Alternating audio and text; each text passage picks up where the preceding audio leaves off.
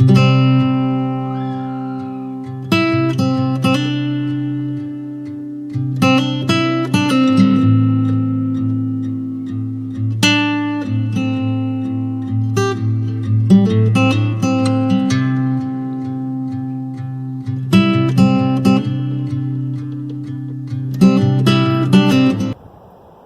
just experienced some emotional intensity, and I had to take a break. I'm at work right now. A lot of you guys know that I work at Faith Comes by Hearing. We produce, among other things, one of the things we do, one of the things I work on, is the production of audio Bibles in minority languages. And the website is really amazing. You can listen to all these just great recordings of scripture in languages that perhaps you've never heard of. It might be a group of 2 million, it might be a group of 200,000 or 20,000 or 200. So, it's great work. Well, I've only been in position for about a month, and we got a shipment today. There's a couple of copies of a New Tagalog Bible. I mean, Tagalog's been translated into Scripture for a long time, but a New Tagalog Bible. And so one of my coworkers mentions this library where we keep all these printed Bible translations. So my boss walks me over to this library, and it's I call it a library. It's several bookcases in the middle of a room that's used for storage, like a warehousey type thing. And the bookcases are covered in black plastic, like, you know, those thick garbage bags for putting leaves in, like that. So they're all covered in that. But so she left me to kind of look around. You know, you're in the middle of this warehouse-looking thing, not a very romantic or poetic setting. You know, so I looked at one bookcase, the biggest one, and man, just language after language. These printed Bibles, and you know, some of the scripts you could read, many, maybe most, you could not.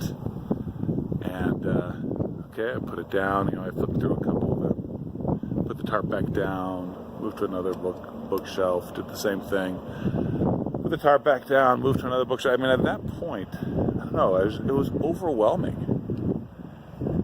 Seeing all those different Bibles and all the different people groups represented. I mean, the many Bibles in English, the many Bibles in Spanish, the many Bibles in this or that language, the one Bible in this language, the one Bible in that language, all of them there. It was overwhelming, you know, thinking about the story of the people of God as they've marched across the globe. Thinking about the people who did each of those translations and the sacrifices they went through. Some projects being easier, some being more difficult, all of them being worthy. I mean, it was quite overwhelming. I had to come out here. I'm in the parking lot now. Take some time to recover, sip on some of my mate. Now I'm ready to tell you guys about this experience. I want to share it with you guys because it really was incredible to think about the scope and the scale of something like that. You know, the lives that were given away to make this thing happen. You know, I mean, like every single Bible in each individual language is beautiful and poetic in itself, but then to have all of those in a row, goodness gracious, oh man, it was really energizing, but like more than I could process. I felt exalted and exulted. Man, it was more than I could deal with. But here I am now. I'm fine. Just glad to be doing this work. But glad to belong to Jesus. Glad to be part of the people of God. That's probably the coolest thing about this.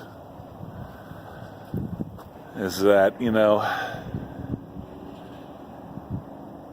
it's amazing how We serve a Trinitarian God, and we have, our uniqueness is fulfilled and becomes itself in diversity.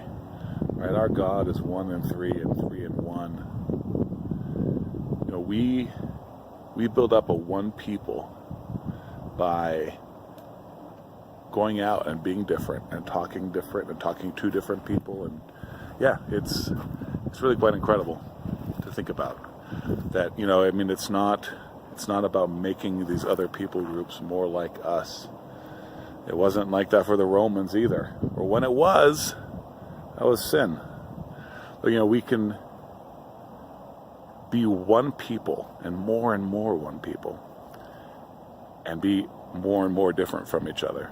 Absolutely amazing. So seeing all those different scripts, just incredible. Really, really got me. We are one. How's that song go? We are one in the Spirit. We are one in the Lord. Boom. All right. Thanks for